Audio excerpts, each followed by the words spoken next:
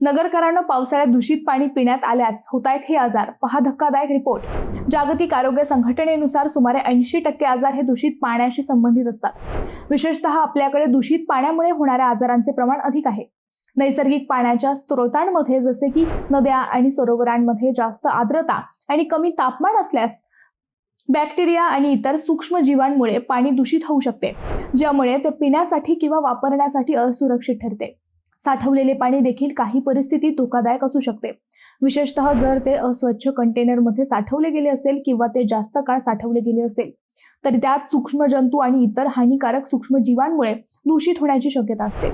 असे दूषित पाणी पिण्यात आले तर कॉलेरा, टायफॉइड, कावीळ, गॅस्ट्रोएन्टेरिटिस असे आजार होऊ शकतात.